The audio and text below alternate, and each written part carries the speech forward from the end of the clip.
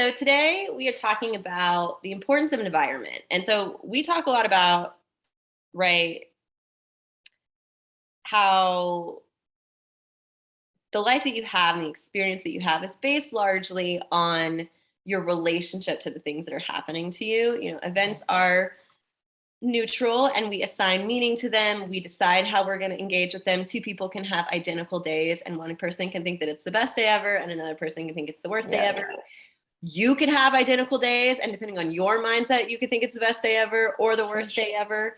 And so a lot of that is all the internal goings on of how we are, where our expectations are, how we are engaging with things that are happening to us, what our mindset is. However, all of that said, your environment does play a huge role on your success and on your well-being. And since we're always talking to business owners here and entrepreneurs, right, it's like your environment matters a lot to how you show up for your work.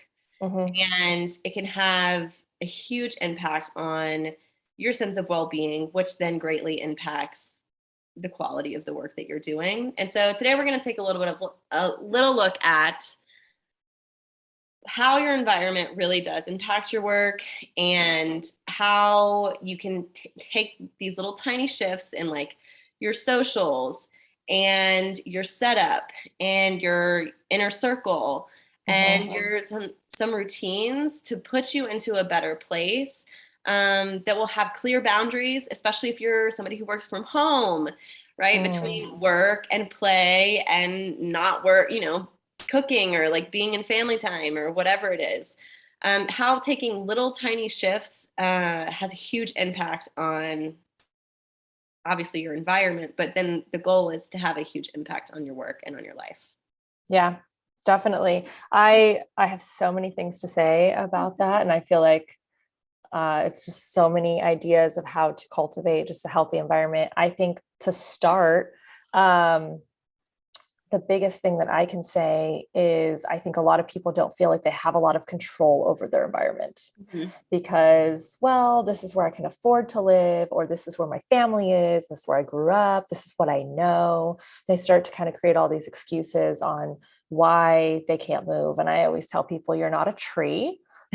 Right? You can move. And that doesn't mean necessarily moving out of the state or out of the country, like, a lot of my family has done, but more so just like even in a different apartment complex, even, if you're living with someone, cohabitating, getting your own space. A lot of people are scared to live by themselves, but that brings on a whole new level of awareness and deep work on yourself. So there's a lot of things I think that we're going to mention today that I want people to be open-minded about and not automatically come up with a problem for that. Yeah. That's why it won't work for me because of X, Y, and Z. My situation's different, blah, blah, blah. I think environment, as Maggie said, is something that is so much more important than I think we put value on. We just think, oh, it's just a home, right? It's just a place I sleep and shower. And it's like, it's really just not. It's so much more than that. Yeah. And that doesn't even just mean your physical home. Like Maggie said, it can mean your inner circle. Who do you spend the most time with? Are you just falling into those circles? Are you intentionally putting people in your life that are cultivating your growth? And same with your online environment too, right? Yes. We sort of write that off, but like that's a huge place that we are spending our time nowadays. Absolutely. That may be a conversation for another day. How to limit some of the time that we're spending in our social universe. But that's the same thing, when you're talking about your inner circle, you're talking about people you're spending the most time with. If you're on social media, Maggie is making a cameo right now. If you're on social media 3 or 4 or 5 hours a day, which is not healthy, not healthy, and also not outside of the realm of average. Oh, not uncommon. Yeah, absolutely. So it's really important, the space that you're curating for yourself online as well. Yeah, I absolutely agree. And I love what you said about like, before you create a problem, before you create a reason why this won't work, really just consider it. I mean, I moved to Costa Rica with like $300 in my savings account. I lived in a place without a ceiling, without like running water. You know, you Yeah. can, it's you can move. I know people who are in some really challenging situations who have recognized the environments they're in are no longer supporting them or have never been supporting them and have finally owned their agency Mm. and their ability to actually uproot themselves and move. I love it, the image of like you're not a tree and just Yeah. doing it, right? You like if you don't value, if you're living in a place where not everyone is valuing your well-being, you cannot be the only one who's valuing your well-being and expect to have a quality of life. If you're Yeah. the only person in your home who is valuing your well-being, it's not going to work. Absolutely. I think back in the day, with my, our grandparents and parents, that was just not a thing. You didn't move all the time. It wasn't, you wouldn't just up and go to Costa Rica or go study abroad, things like that. My mom studied abroad and that was already like, whoa, what are you doing?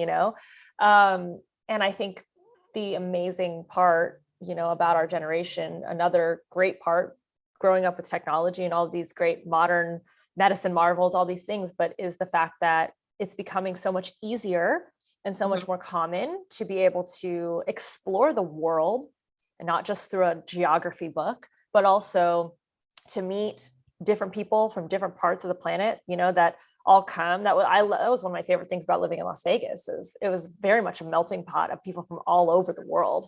And you get to understand different cultures and learn from people, but also you being able to physically go and do something. You can even stay in an Airbnb for a couple of months while you transition to see if this is a space you like. There's so many options that are very affordable that allow us to do this. One of my friends is actually thinking of moving from the Midwest to the West Coast, not thinking she's going to do it, but she talked to her parents, and her sister and all these people that they all just kind of like assumed everyone was just going to keep living in the Midwest. Like, this is where we all live. Like, why would you move away from us? And it's like, we're not moving away from you. It's just, she has her husband and they want to explore some of her skills and, opportunities with those skills. And her husband's very supportive of that. And I'm like, you can literally move out here for a year or two and have a great experience and then be like, okay, cool, we're done. We're going to go back home. And you're going to miss a few birthdays. Like, it's not going to be the end of the world, like you're not going to miss, it's not going to change the entire trajectory of your life if you decide to go back, and it's always going to be there. You're not going to, it's not all of a sudden like, I can't go back home, but knowing that it could also change the trajectory of your life in an amazing way that could lead you to opportunities and personal growth that you never would have gotten. I know for me, when I moved to the West Coast from the Midwest, like, it was personal growth galore. And it was one of the hardest times of my life. I know you said that about Costa Rica too, but I wouldn't change it for the world because it created character traits and qualities in me that allowed me to feel like a survivor. Like, I can really get through anything because I've done this. And I didn't know that's what that experience was going to be for me. That's what it ended up being. And I wouldn't change it.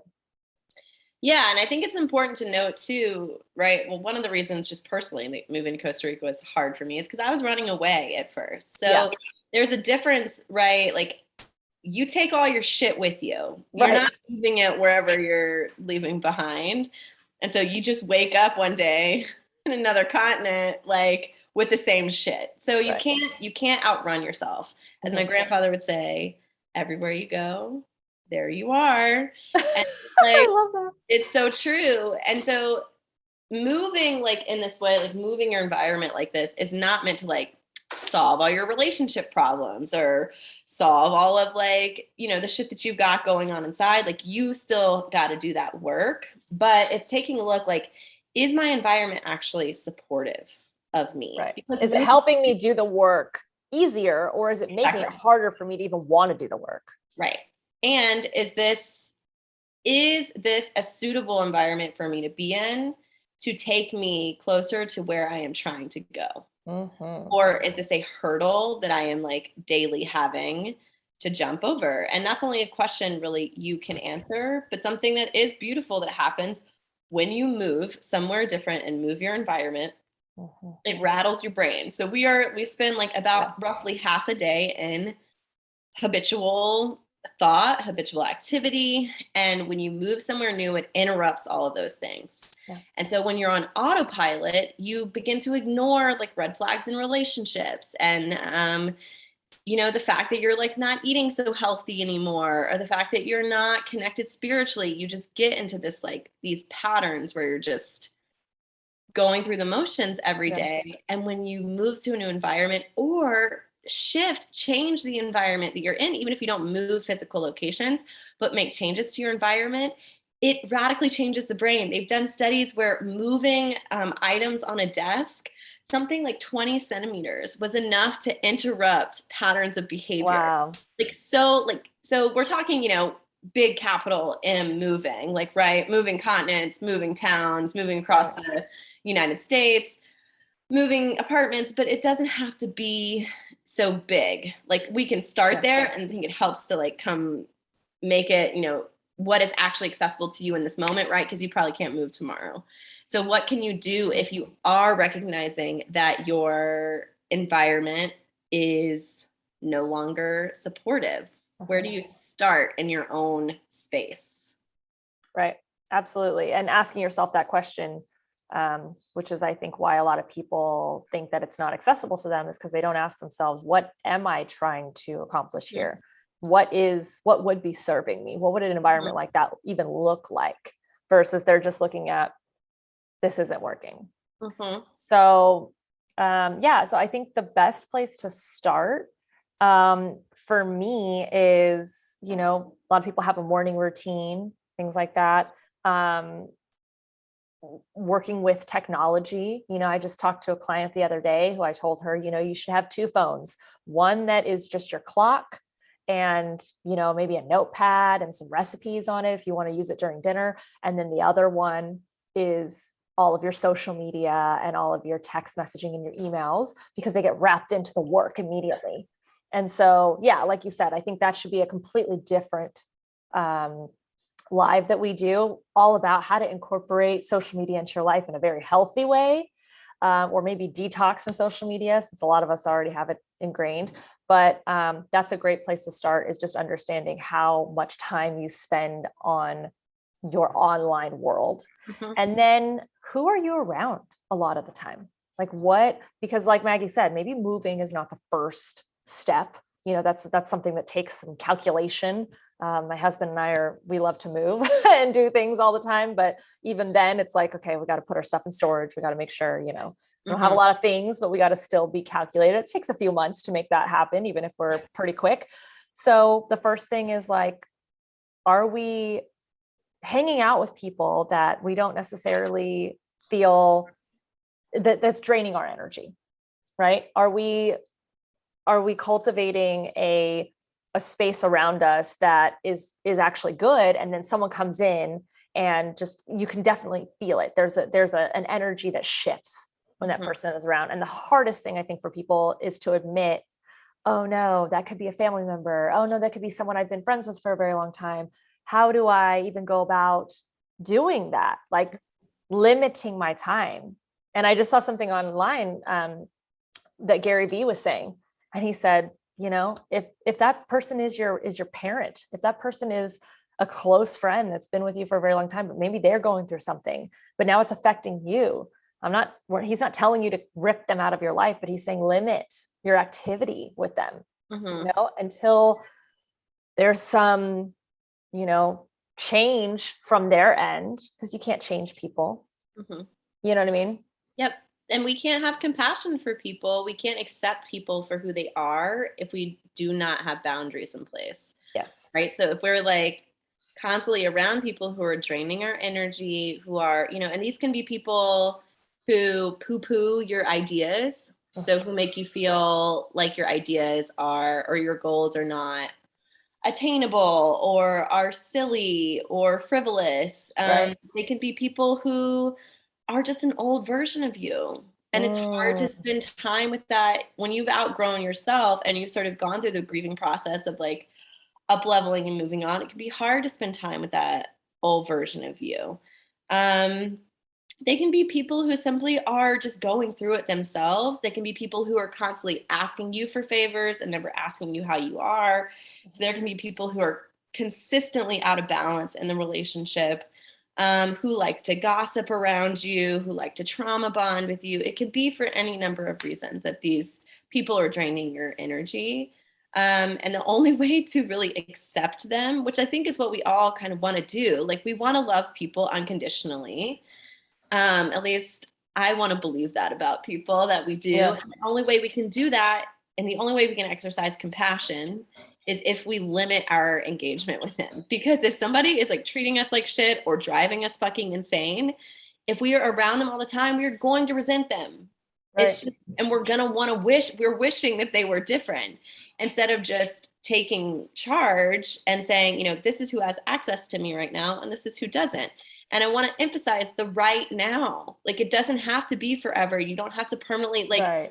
you know, it may be a good idea for you to permanently cut some of these people out of your life who have truly crossed the lines of what is acceptable to you, who have done it repeatedly, who've not shown remorse, who've not shown a change in behavior. Fine. You want to cut them out forever? Great. You know, but for a lot of these people who are just like draining every time we're together, but maybe they are family members and maybe we do love them, or maybe we do have a deep connection, but it's like getting, you know, it's not there anymore. Mhm. Just for now, just do it for now, and then see how One you step at a feel. time. Yeah, we don't have to, nothing is like forever except for, you know, when you die in this lifetime. Right. That's Absolutely. it. Yeah. I think a big thing for me too is also, you know, especially like I'm actually out of town right now and we're going back to our home, and there's a few things that just I love about our home. And there are lots of things that I love, but there's a few things that I cultivate everywhere we end up living, that I miss even when I go, you know, to stay at like a 5-star hotel. Sometimes it's like, it just doesn't cut it. And I think you need to be able to love where you land, you know? And for me, that ends up being like our bed. You know, I think you need to have a good place where you get good sleep. And that includes like good blankets, good pillows, like invest in these things over time and allow yourself to have a space that you enjoy being in, that you miss when you're gone. Yeah. You know, I think also a very good, you know, kind of like nook area, whether it be an outdoor patio where you can sit and read, or you can drink your morning coffee, or, you know, listen to some podcasts, any of those types of things. You should love an area in your home that allows you to cultivate personal growth, or just peace, meditation, something that allows you to feel like you can, when you're just having the worst day, right? Which we've all been there. Where is there a place you can go that you feel safe, that you feel that you can release yourself, you know, and feel maybe stressed out, but feel like you can be regenerated, right? And refreshed. And I think a lot of people don't cultivate that in their homes. Their homes ends up being a place where they store their stuff, where they cook, where they shower, where they just like a drop-off place. And there's not this like aesthetic of comfort. And if you're not cultivating that in your own home, there's nowhere else on the planet that's going to have that, unless you're someone who just loves to go to the park, I guess. But that's a very public space. You know, someplace you can kind of sit in your pajamas and just feel cozy, you know, a nice couch, a nice chair that you love. Maybe this is your favorite chair. Think about those things that make you feel good, because like Maggie said, it doesn't have to be a big thing. It doesn't have to be changing, you know, continents. It can just be, oh, this is my favorite chair with my favorite pillow, and I'm going to watch one of my favorite shows. And that maybe just makes you feel high vibe. And that's just a great activity for you to do when you're just feeling like the day's just getting the best of you, you know, the better of you. Well, that's that's something that's really important too. Not only like cultivating like the cozy, like I moved here and like a week later my house was like done. I cannot live in Trent. I need to have like it feel homey. I need agree with cozy that. vibes. Like it's really important to me. And I understand that's not everybody's priority. I have like lots of tourist placements. I need to have like a cozy home like to be in. But it is important. So even if like coziness is not your like not your deepest need, it is really important to have clear spaces for clear things. Yes. So especially if you are working from home, it is important that your bed is not your office, right? It's Yes. important, like, and I know that this can be hard if you're sharing a space with somebody else, or you have a really small space to work with. You know, I mean, I live in the city. I have a pretty small space to work with. My space is like 700 square feet. I mean, you've been here. It's not that big, right? Yeah. But there are different places for different things, even though Yeah. like that's the kitchen, right? I'm in the living room, like where it's the same room, but that's Right. clearly we eat over there. Right. We eat at the counter with the chairs where it's like dinner time. You know, it's like having a clear space for things as much as you can. It doesn't matter if it's in the same room. You can have clear, and I think again, having a place where you can go to do, like, if you have a morning routine, to do like your meditation or to do your journaling, have a chair that you go to, have a spot. It doesn't have to be like a quartered off room. Have a spot where you do the things that you're going to do during the day. And it's best if they are different, right? Because your mind is triggered by your environment to do whatever it is that you typically do. So if I'm in bed trying to work, it's both confusing my work mind and my sleep mind. People who work from bed often have a hard time going to sleep at night because their mind doesn't know what's happening. That was me all day. And my husband was like, you need to stop bringing this computer into this bed, because that's why it takes you forever to fall asleep, because your brain thinks you're supposed to be working. Yep. And yeah, now, I mean, I have a very clear office of where my space is. And I never bring the computer into the bedroom. In fact, I don't even bring the phone into the bedroom. And we have very set spot, but it's the same as your space. It's not like we've got tons and tons of square footage. It's just very obvious where things end and where things begin, and you create an energy of that space.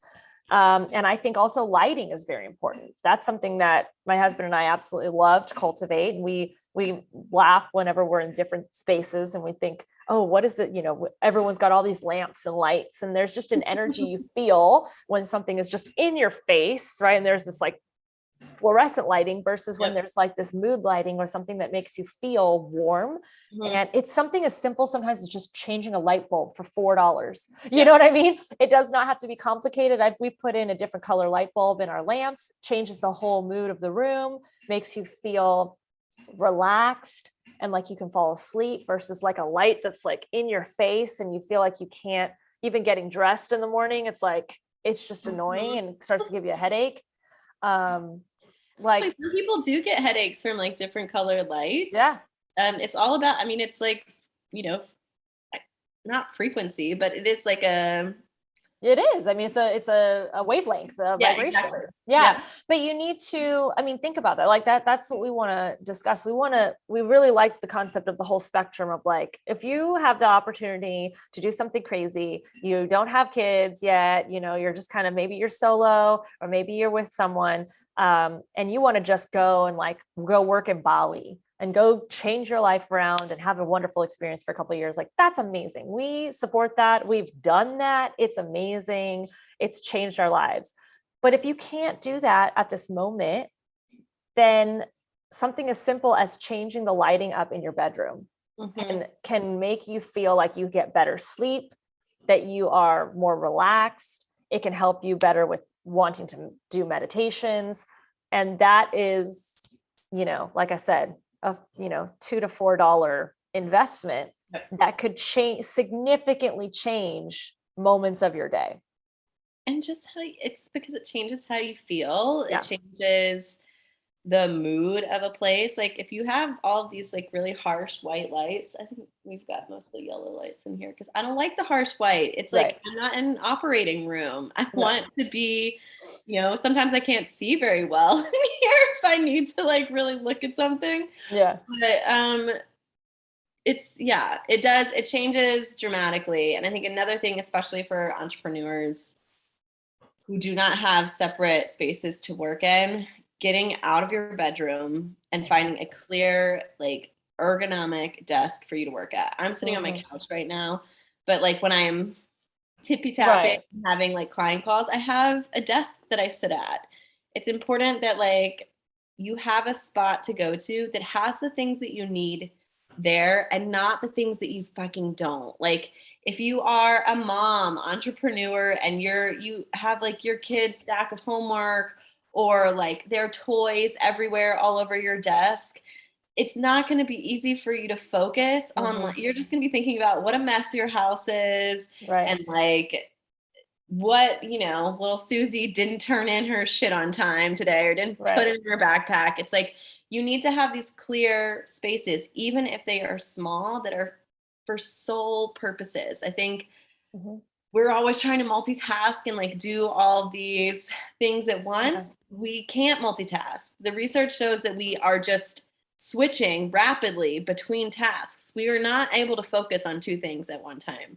And so the more distractions you have around you, especially at your desk, the harder it's going to be to set boundaries between when's work time and when's playtime. Because I don't know about you, but if I see a mess, I'm like, I'm cleaning it up. Yeah, I'm very distracted.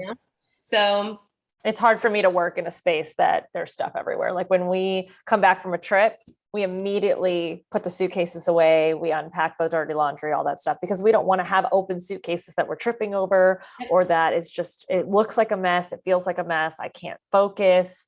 That's another big thing. If people are avid travelers, putting the suitcases away immediately. It may take 15, 20 minutes. I mean, how long does it take to unpack a suitcase? And I also have systems for that. If you're interested, comment below if you want more of that. But I think also you were talking about as entrepreneurs, but I think there's been a whole switch of, in 2020, 2021 of people working from home, that are not entrepreneurs. They're working, they have no idea that this wasn't their choice to do this like home work life situation, because they never wanted to be an entrepreneur. And sorry, my husband over there. And then we were, you get to a point where I've worked with many clients recently that said like my home life became my work life, became my cooking life, became my, like, I don't know how to make all of this separate anymore because I don't go to the office. And there's so many people doing that now. And at first it was very exciting. Like, oh my gosh, I don't have to go to the office. I can take Zoom calls in my PJs and no one will even know. And then they realize it's actually not good for your work. Your productivity suffers and you never really shut off, right? We never get to that point of shutting off completely because there's always something in your eyesight that needs to get done. And so then when you try to be really on, you're already drained. So you never really have the energy to really be fully on. So I think that's very important too, is just part of cultivating a good environment is making sure that you're either fully on or fully off, but you're not like wallowing in the middle. Where you're just kind of like marathon running. Like you either want to be doing a sprint and get your work done. And like Maggie said, don't multitask because that doesn't work. Doing more doesn't always produce more. Sometimes you need to focus on the one thing and really get it done. And it will get done in half the amount of time it would have if you were trying to do 3 other things at the same time. And then when you're fully off, be off, like take your break, take your evening, take whatever, and go be with your person, go be by yourself, go meditate, go for a walk around the block, watch a television show, do something where you're not thinking about, responding to emails on your phone in the middle of cooking dinner. Like that's just not a very healthy, you have to have clear work hours when you're working from home now. And that's what I've been teaching a lot of clients that are making that transition is like, when does your workday start? When does your workday end? And that is cultivated in your office space that you've designated for that time. And then other than that, now you are home life and it is cooking, spending time with your family, spending time with your person and whatever that may look like. And you'd be surprised. I mean, because I work with clients on this as well. When does your workday start? I don't know. Right. When is your workday over? I don't know. Like, right. Okay. How do you not know? Like, that's crazy to me. I agree. But those, again, more questions that we should be asking ourselves that we don't. And you need to know. If you don't know, you need to start setting a time for it starts here and it ends here. Yep. And I think, so we've, just to sort of tie a little bow on this, right? We've talked about who you're spending most of your time with. Are there any energy drainers in your field? Right. That the power of right now, that you can sort of limit the amount of interactions and contact you have with them right now, that in order to have compassion and not feel the need to change people, we need to set boundaries. Yep. Doing the same with social, being cognizant of who's in your social media feed, who you're spending a lot of time around online, and what kind of energy, you're getting from them. Are you starting your day with social media? Is that because that primes your total experience for the rest of the day, Right. starting with that first thing in the morning. So being cognizant of that, and then thinking about your environment, like, do I have separate places for different things? Or am I just doing shit everywhere and anywhere, without any clear delineation? Do I have a clear idea of when work starts and stops? Are there tweaks that I can make? Right. Because I think, just going back to what you said at the very beginning, which it like hit home so deeply, because oftentimes when we are feeling just like, nothing is working, as soon as somebody provides you, and I'm guilty of this, guilty as hell, provides you with a suggestion or a solution, it's like, why can't that work for me, is my first response. Because change is hard, and like, I want to play the victim sometimes a little bit. I want to be like, this is happening to me. I don't want to own my agency in this, because if I do, then I have to take responsibility for changing it. Right. But And it can't be that easy, right? Exactly. Like, you're not just going to come to me and give me some sort of solution that's going to change my whole life in 2 seconds. You know what I mean? It can't be that easy, because I feel like I'm a smart person and I should have come up with that. You know what I mean? Yeah. So you have to just kind of like put the ego aside, get over that. And if someone gives you an idea, or if you see something on, when you're scrolling through something or whatever, and you're like, why don't I try that? The only thing that could happen is that you just end up in the same place. It's not, you're going to have some sort of positive benefit from it. If you really try to make your environment a better place to cultivate your personal growth. Yep. And so again, like, as we said, that be as simple as changing light bulbs, can be as simple as saying, like, this is the chair that I meditate in, this is the chair that I do morning journaling in, or this is the chair that I space out and drink my coffee in, whatever it is. Like, creating clear spaces for different things, creating clear workspaces and work time constraints. And also making sure that your environment is like clean and tidy, and without a lot of things that are going to be, especially working from home, pulling you away to do. Right. So if you're like, if I can see the laundry, I'm going to do the laundry. Try to find a place that isn't right by the laundry, or like try to find a way to conceal it so that it's not the first thing that you're looking at. Right. There's so many tiny things that you can do in your current environment that you're in to make it more supportive for your work. And again, the quality of your life is hugely related to the quality of your work. And so if you are not in a supportive environment, if you are constantly distracted, and if you struggle to set boundaries and you're not having balance, like, that's going to show up in the quality of the work that you do, and in the quality of your relationships and everything else. So you can start small with the lights, and then maybe you decide, like, I'm moving to another continent. Fine, if that works for you. Yeah, that might work your way up to that. But I mean, start with, oh my gosh, literally go around your house tonight and just start with, what kind of light do I like? All the lighting in here? First of all, ask yourself that question. And you do not have to stick with the lighting that the lamp came with, or you can do like string lights, right? Certain things that people put around their patios. My husband and I like to put them in our bedroom, because it just makes it so much more pleasant to be in there. There's so much different types of lighting that is not expensive. Another thing that my brother loves is plants, because it's life, right? So go to, cute little nursery and buy some cute little succulents, buy some plants. Look at that. Maggie's got a freaking nursery in her house and the baby's not even here yet. But seriously, just go. Plants are life. Plants give you life, right? We feed off of plants. We've got a few plants in our house that not too many, because we travel a lot, so we don't want to make sure they don't die, but we have some cute little succulents from our wedding. We have all these different things that just, the green is just so pleasing to the eye, and it just makes you feel good. You If you're know, in the city and you don't get, that much right. No golden backyard. around you. Yeah, exactly. Exactly. And just like Maggie said, the third thing I would say, lights, plants, and then clean house.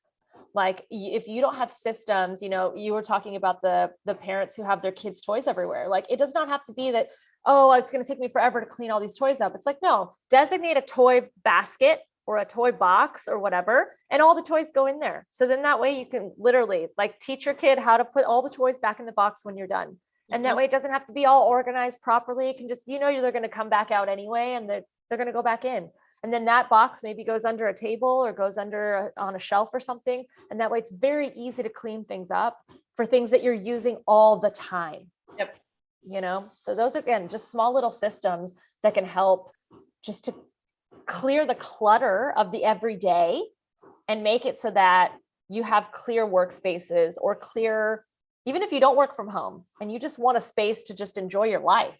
You don't want that to be full of kids' toys and laundry, and like that's not going to be relaxing at all. Nope. It's seriously, you guys, especially, and I will say this oftentimes, that it seems like it's like, I don't have time. Well, if you don't have time, you need this work even more, right? You're probably the person that needs this the most. It's like, especially if you have a small space, Right.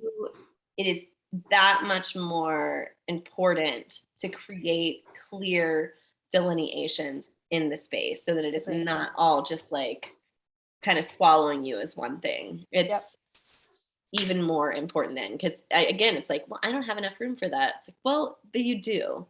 You can create clear spaces for different things, and a lot of that sometimes, it's not like throwing up a wall. Sometimes it's just like intentionality. Like, I don't sit here for something, unless I'm doing work. That's all you got to do to make it a clear space, Right. So those are our tips for cultivating your environment so they can be more supportive of you, because again, your well-being goes up, the quality of your work goes up. That's it. The domino effect. Exactly. Yep. Amazing. Love it. Well, I hope that this helps create some actionable steps you can actually take today. Go to a dollar store, go find yourself some good lighting and some fun, cute little plants, and, start to make your environment feel the way you want it to feel. And what will make you feel good and more productive and personal growth. Bye.